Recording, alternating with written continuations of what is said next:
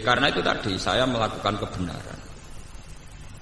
Ora ana ibadah tertinggi umat Nabi kaya mulang. Ya kaya napa mulang.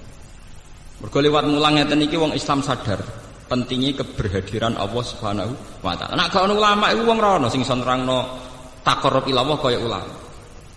Mergo ulama lah yang iso nerangno logika betapa eleke turu, betapa apike salat.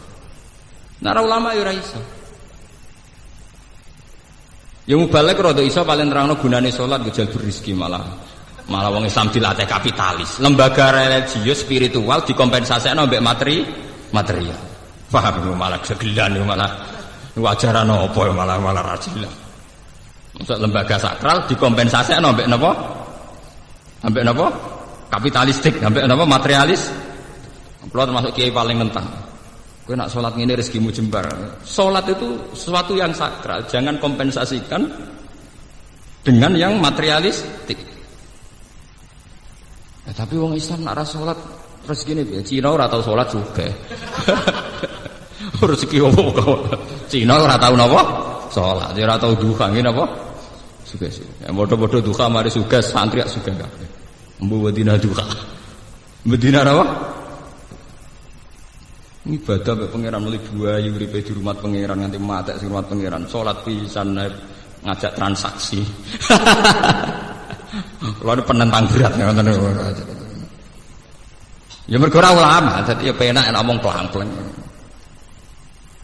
Paham? Karena itu penting, mulang itu penting. Sampai Nabi ngendikan khairukum man ta'allamal Qur'an wa 'allama. Terbaik yang terbaik dari kalian sing ngajarkan Quran. Ini ngajarkan kayak begini. Misalnya dari awal sholat itu dari awal. Itu kalau ulama, kalau Nabi Muhammad terus ditiru para ulama, cara bahasakan itu tidak problem, tapi pesta. Kematian dari dulu ya tidak dibahasakan kematian, tapi pesta. Wadan nalqal ahibbah Muhammadan wasal. Tapi kita boten. Kita ini anut bahasa-bahasa wong-wong sing non agama. Darani kematian kepunahan. Dianggap dinosaurus tadi. Nganggap kematian apa? Kepunahan. Nganggap kehidupan dari hukum sosial, hukum alam. Terus kapan kita jadi mukmin sejati kalau nganggap kehidupan adalah hukum alam, nganggap kematian hukum paham ini lewat ngaji ini ben imani sampai tambah kukuh. Sayyid Husain itu dikabunduti tanggal 10 Muharram oleh penelikung pemerintahnya Yazid. Itu kenapa beliau berani mati? Ketika utusannya Yazid bilang, ya Husain, karena Hasan sudah menyerahkan pemerintahan ke Yazid, mbok kamu sekaligus menyerahkan pemerintahan ke Yazid. Jare Husain, iya nak Yazid soleh aku ora apa-apa, urusane Yazid itu ora soleh. Zalim-zalime wong soleh nak ngakoni pemerintahane wong do. Zalim-zalime wong soleh nak ngakoni pemerintahane wong. Terus jare utusane Yazid, nak ngono kowe tak pateni, jape timbang aku urip ngakoni kebatilan atok mati. Idzan al mautu khairun. Karena mereka melihat kematian itu biasa sekali. Sampai muni idzan al mautu napa? Khair. Kalau gitu saya mati saja. Ada 10 Muharram diperingati orang Syiah dengan menyakit-nyakiti diri. Ke imam mereka saat itu luka, maka mereka meniru luka yang sama di hari 10 Muharram. Tapi kalau orang Sunni mengharamkan pesta-pesta itu, apa ritual-ritual kayak itu, orang Sunni cukup ada ibadah spesial yang tidak rutin. Jadi ngendikane guru-guru kula pokoknya hari yang cara Allah istimewa kita bikin satu ibadah sing napa istimewa. Misalnya biasanya ra qobliyah ya qobliyah, biasanya salat fardu tok ya tambahi ba'diyah ta qobliyah. Biasanya medhit ya rada lomo, biasanya lomo ya tambah napa? Lomo. Lah nek misale sira lomo medhit tukang misoi bojo hari iku ramah, pokoke ana bedane. Pokoke ana bedane, biasane merengut ya napa ramah. Ibadah ku gampang, ora kudu spesial, pokoke ana bedane. Ana napa?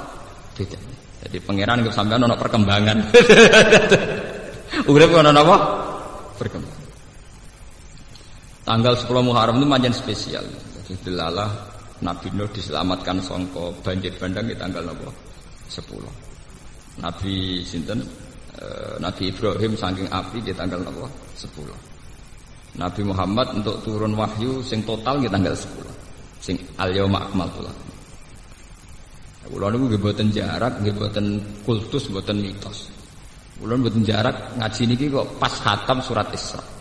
Jadi niki insyaallah mengke kula khatamkan surat Isra. Nggih boten jarak. Niku nunjukno bahwa Allah itu kalau menghendaki sesuatu memang sudah didesain. Sudah napa? Padahal kula nggih alami artinya maksa nggih boten. Itu angen-angen kok pas napa? 10 napa? Muharram. Ku nunjukno kalau Tuhan itu ada yang mengatur segala waktu. Kula nate diskusi kalian tiang-tiang ateisme sing gak percaya anane pengira. Kenapa Pak Bak percaya Tuhan? Toh hukum alam ini berjalan terus. Andai kan tidak ada Tuhan juga hukum alam berjalan. Terus berjalannya itu karena apa menurut kamu? Ya karena alam. Alam lho ora bangsane sapi wedhus. Dadi bang aku iman mbek fungsine sapi wedhus atau iman mbek fungsine sing gawe sapi wedhus. Ya.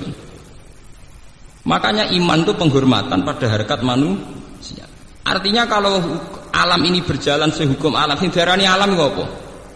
Yo golongane sapi, wedhus, kuman, matahari, rembulan itu alam.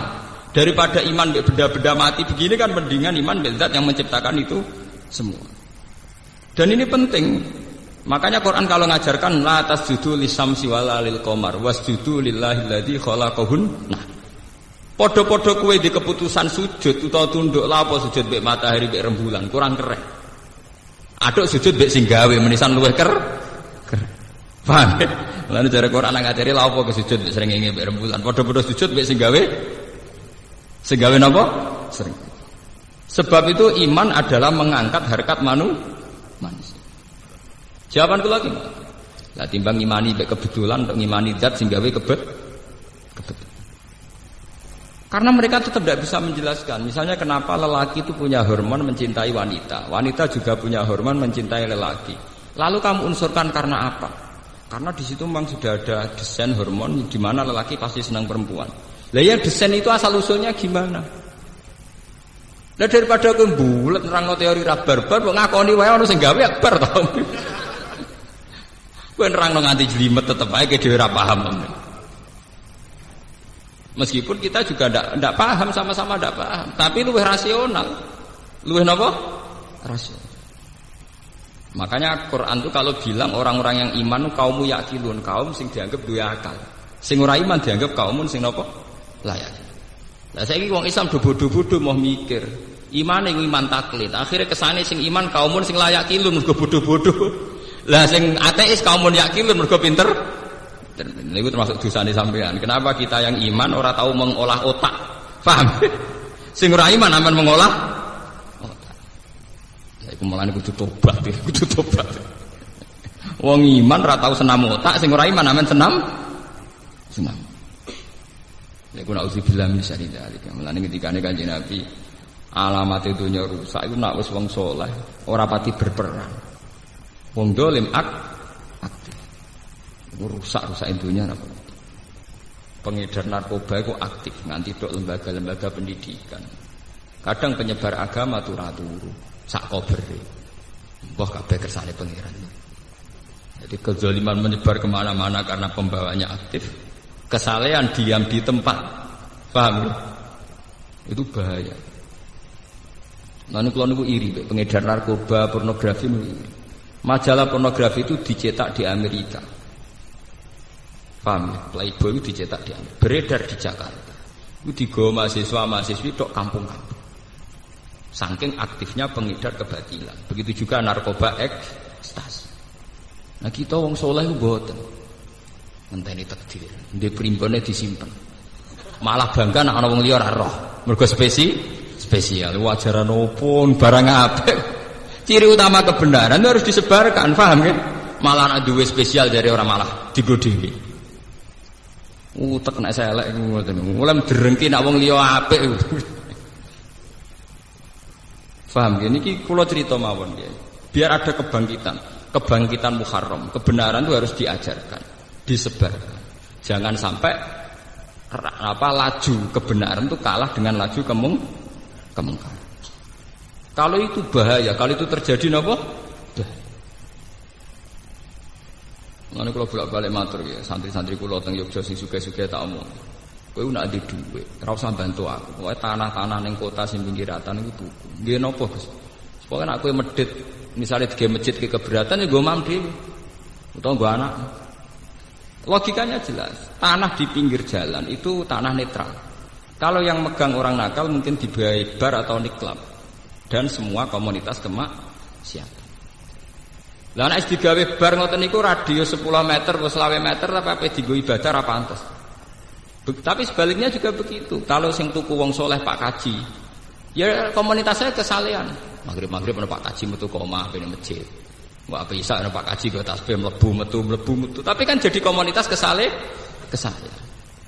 Artinya apa? Kalau orang soleh tidak kompetisi membeli tanah itu dan dibeli orang dolim, maka komunitas itu menjadi komunitas kezaliman. Dan itu kekalahan kita kalau di mana-mana jadi komunitas kezaliman. Kan jeneng kudu matur nuwun, ana santri rada medhik seneng ning gerdu niku kudu matur nuwun. Saya lele santri iku roh apa jek muni astagfirullah. Paham nggih? Lumayan gerdune ana astagfirullah. Lah timbang misale gerdu dikuasai canakal tok, malah nek wong wedok liwat dibeda, nek sing liwati santri paling bedane santri nganti piye? Ngucuk wedi pangeran. Jadi kita ini harus secepat mungkin, sebanyak mungkin menyebar napa? Kesalahan. Ya alhamdulillah banyak santri kula sing sugih melakukan itu. Bahkan wingi wonten sing cerita kula, Pak Bak saya itu kemarin beli rumah 200 juta di tengah kota, tidak tak pakai apa. Kok pas piambek umroh mbek kula itu dikenang, pokoke saran kula ngoten. Nak di ngamalno sawane kelomanan 200 juta, wis go anak ora apa-apa, sementing kowe nak ketunan ngaji ngalor ngelidur mlebu kono lumayan. Timbang ngalor ngidul ana wong blodor, ana ngalor ngidul ana Pak Kaji. Penting ini. Dan ini yang disebut syiar, disebut apa? Syiar.